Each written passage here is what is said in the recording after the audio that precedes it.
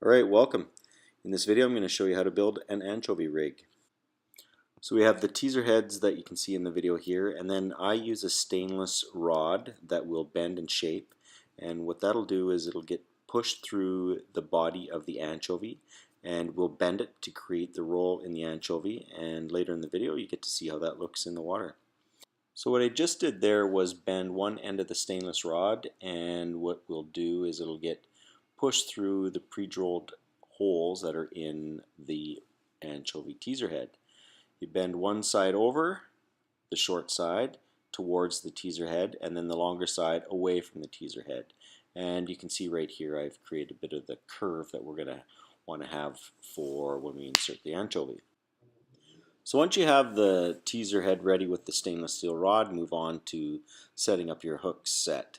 I use a trailer hook or a stinger hook, and then I add the treble hook that'll go through the main body of the anchovy.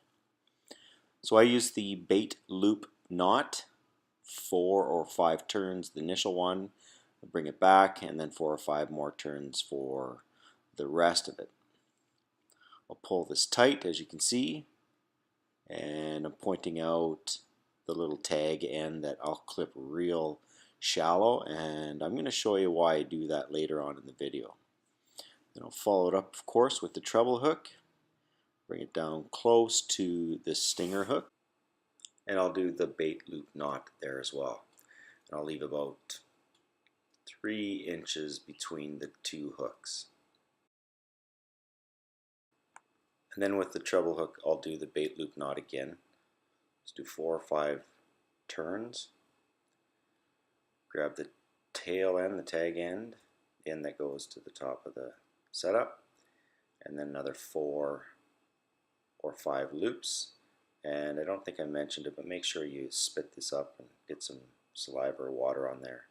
Some people use dish soap as well, so that's a good idea. Keeps it lubed up. And then you pull it nice and tight.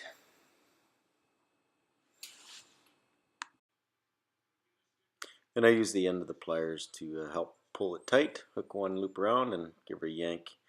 And then feed the fluorocarbon through the teaser head, through the holes, and then up through the nose piece.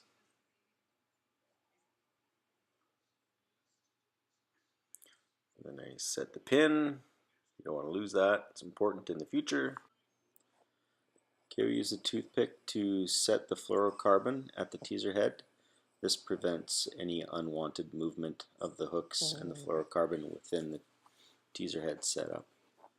Once the teaser head is soaked in water for a while, the toothpick does expand a bit and it really secures the fluorocarbon where you really want it.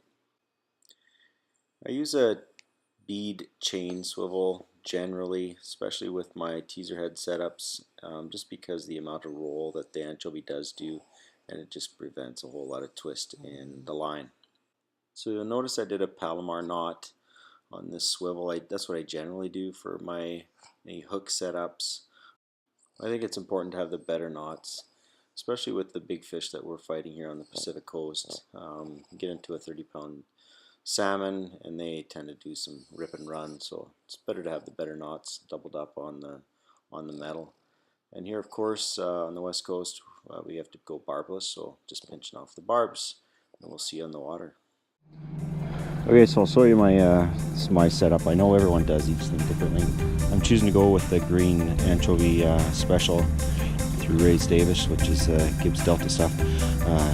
These are great teaser heads. I use them. I also brine up my anchovies generally. I use a treble in the body and on a trailer hook. And I'm running 30-pound fluoro as my setup. I start off with about a 38-inch piece, and then once this is all tied up, it's down to about a 32 to 34. The shorter hookups work for me. Each their own. I know sometimes they go longer, sometimes they go a little shorter. So today I just had a hit, good hit, and then broke off. So this is how I insert the stainless steel rod pretty cheap. And I've got a nice curve to it. Look at the teaser head, set up the body so it looks like that. Pull this a little tight. I try to run the fluoro on the inside of the hook against the body of the fish. I go ladder line, lay this tight, get the curve going, then I run the trailer hook through the body of the fish, through the back.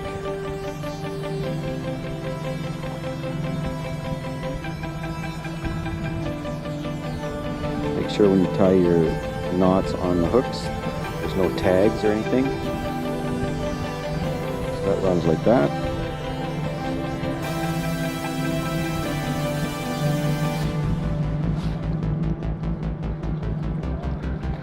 So there you have the body of the anchovy. It's got a nice roll to it.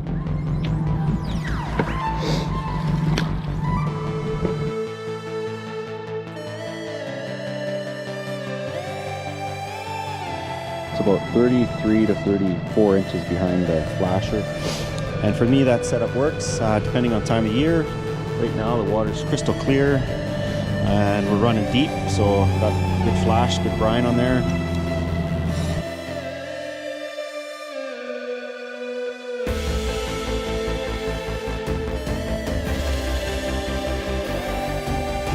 Well, 15 pulls behind the boat.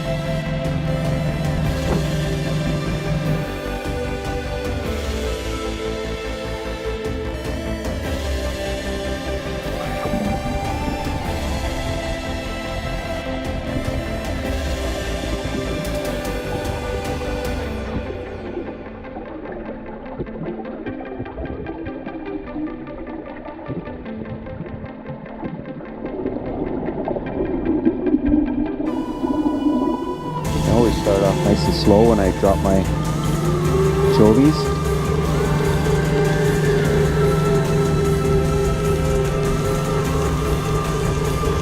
We're just outside of Nanaimo at Entrance Island. Off in the distance is Vancouver.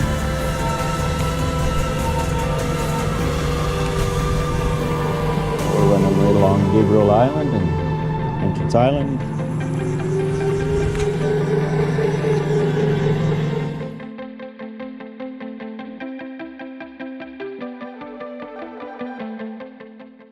So there you have it, setting up an anchovy rig. Please like and share and join us at Coastal Blue Adventures. Thanks for watching. See you on the water.